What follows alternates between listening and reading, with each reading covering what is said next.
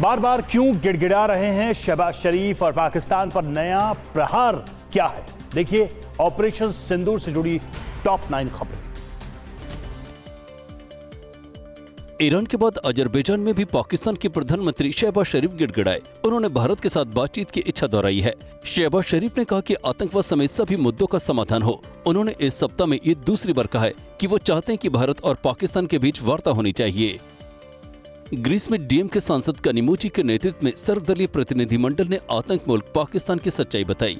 कनिमोजी ने कहा कि पाकिस्तान प्रायोजित आतंकवाद से भारत को नुकसान पहुंच रहा है। पाकिस्तान का आतंकी चेहरा अब दुनिया के सामने बेनकाब हो चुका है। कांग्रेस सांसद शशि थरूर के नेतृत्व में सर्वदलीय प्रतिनिधिमंडल ने पनामा गणराज्य के राष्ट्रपति जोस राउल मुलिनो से राष्ट्रपति भवन में मुलाकात की और आतंकी पाकिस्तान को बेनकाब किया। इस दौरान ऑपरेशन सिंदूर की जानकारी भी पनामा के राष्ट्रपति को दी गई। गृहमंत्री अमित शाह आज से 2 दिन के जम्मू कश्मीर दौरे पर जाएंगे। वो ऑपरेशन सिंदूर के बाद सुरक्षा की हालातों की समीक्षा करेंगे। गृहमंत्री इस दौरान पुंछ में पाकिस्तानी हमले के पीड़ित परिवारों से मुलाकात भी करेंगे। ऑपरेशन सिंदूर की कामयाबी के बाद रक्षा मंत्री राजनाथ सिंह अब आईएनएस विक्रांत पर नौसैनिकों और अफसरों से मुलाकात करेंगे। रक्षा मंत्री कल अरब सागर में तैनात आईएनएस विक्रांत पर जाएंगे। ऑपरेशन सिंदूर के दौरान आईएनएस विक्रांत की वजह से पाकिस्तान में जबरदस्त दहशत देखी गई थी। ऑपरेशन सिंदूर के दौरान सेना की मदद करने वाले 10 साल के सरवण सिंह को सिविल वॉरियर के रूप में सम्मानित किया गया है। फिरोजपुर के ममदोट कस्बे में सरहदी गांव तरावली के सरवण सिंह को जवानों की मदद करने के लिए ये सम्मान मिला है। सरवण सिंह ऑपरेशन सिंदूर के दौरान अपने घर से सेना के जवानों के लिए ठंडा पानी, दूध, चाय, लस्सी और बर्फ पहुँचा रहे थे। ऑपरेशन सिंदूर के बाद इंडियन नेवी अपनी ताकत को और तेजी से बढ़ा रही है। अब कोलकाता में एक नए स्वदेशी टग बोट सबल को लॉन्च किया गया है। सबल एक एयर ड्रॉपेबल कंटेनर है जो नौसेना की रसद क्षमताओं को बढ़ाने और महत्वपूर्ण आपूर्ति को दूरस्थ क्षेत्रों में पहुंचाने में मदद करेगा। भीषण धमाके और पूरा इलाका थर्रा उठा। जम्मू में जिंदा मिले 3 बमों को डिफ्यूज कर दिया गया। ऑपरेशन सिंदूर के बाद पाकिस्तान की तरफ से ये बम दागे गए थे। पाकिस्तान ने नागरिकों को बम के जरिए निशाना बनाया था, लेकिन ये फटे नहीं थे। अब बम निरोधक दस्ते ने इनको डिफ्यूज किया है। इन खतरनाक मोर्टार शेल्स को पास के जंगल में निष्क्रिय किया गया। ऑपरेशन सिंदूर के बाद इंडियन आर्मी अब मंगोलिया के साथ युद्धाभ्यास करने जा रही है। इस वॉर प्रैक्टिस में आर्मी के अरुणाचल स्काउट के जवान अपनी जंगी क्षमता परखेंगे। इस वॉर ड्रिल में पूरी तरह स्वदेशी हथियारों का इस्तेमाल होगा। भारत और मंगोलिया की सेनाएं डमी ठिकानों को ध्वस्त करने की रिहर्सल करेंगी। और ऑपरेशन सिंदूर पर राजनीति क्यों और कोरोना क्यों पकड़ रहा है रफ्तार? राष्ट्रीय खबरों के लिए देखिए देश टॉप।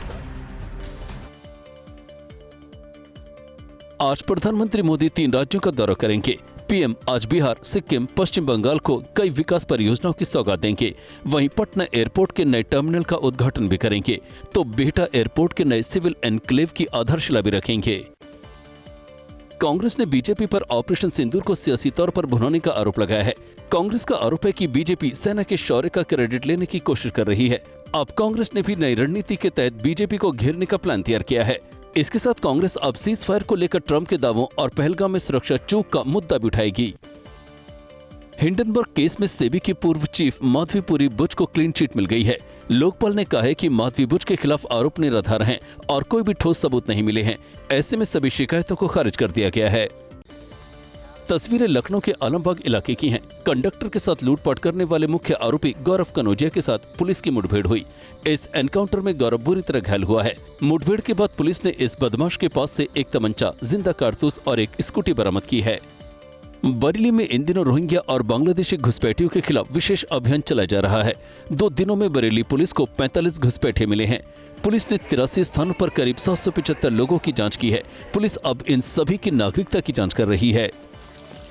उत्तर प्रदेश के महराजगंज में मुस्लिम समुदाय ने सरकारी जमीन पर बनी मस्जिद को खुद ही हटा दिया।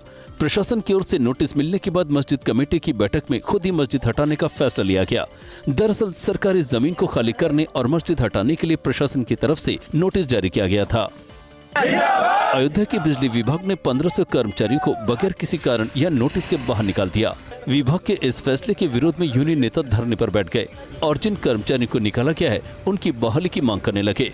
इस बात से बिजली विभाग के चीफ इंजीनियर इतने नाराज हुए कि उन्होंने अब यूनियन नेता को 5.5 करोड़ के जुर्माने का नोटिस थमा दिया है। देश में 1200 से ज्यादा कोरोना के मरीज डिटेक्ट किए गए हैं। तो अब तक 12 लोगों की मौत कोरोना की वजह से हुई है। वहीं मुंबई के पास कल्याण डोंबिवली में भी कोरोना का कहर टूटा है। कल्याण डोंबिवली में कोरोना से 2 लोगों की मौत हुई है तो 3 मरीजों का इलाज जारी है।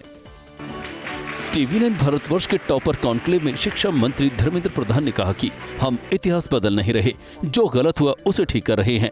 ज्ञान शक्ति से ही 2047 तक विकसित भारत बनेगा। स्किल डेवलपमेंट और इनोवेशन पर फोकस किया जा रहा है। तो ऑपरेशन सिंदूर में मेक इन इंडिया की ताकत को पूरी दुनिया ने देखा। अलीगढ़ मीट मामले की जांच में कैसे आया नया मोड़? पटना में 500 मीटर की दूरी से किसने मारी गोली? राज्यों की खबरों के लिए देखिए प्रदेश टॉप। अलीगढ़ के अलहदादपुर में 4 मुस्लिम युवकों के साथ हुई मारपीट मामले में नया मोड़ आ गया है। तफ्तीश में पता चला कि आरोपियों के कब्जे से बरामद मीट गौवंश का नहीं था। मुस्लिम युवकों से मिले मीट के 4 नमूने जांच के लिए मथुरा भेजे गए थे। मारपीट की घटना के बाद इस इलाके में पुलिस प्रशासन अब अलर्ट है। ये वीडियो राजस्थान के भीलवाड़ा का है। आंधी तूफान और बारिश के बीच लोहे की चादरें हवा में उड़ गई। ये तस्वीरें भीलवाड़ा के नेशनल हाईवे 158 की हैं, जहां जीवाली टोल नाके पर बना लोहे का शेड अचानक तेज हवा के झोंके से उखड़कर हवा में उड़ गया और टोल कटाने के लिए कतार में खड़ी एक वैन और ट्रोले पर जा गिरा। गनीमत यही कि कोई बड़ा हादसा नहीं हुआ। ज्वेलरी शॉप में चोरी की तस्वीरें उत्तर प्रदेश के मिर्जापुर की हैं। वीडियो में देखिए, ये शख्स जो ज्वेलरी की खरीदारी करने आया है और दुकान में सोने की चोरी कर रहा है। दुकानदार के मुताबिक चोर करीब 2 लाख के गहने चुराकर फरार हुआ है। ज्वेलरी शॉप के मालिक ने पुलिस में शिकायत दर्ज कराई है। पुलिस अब वीडियो के आधार पर मामले की तफ्तीश कर रही है।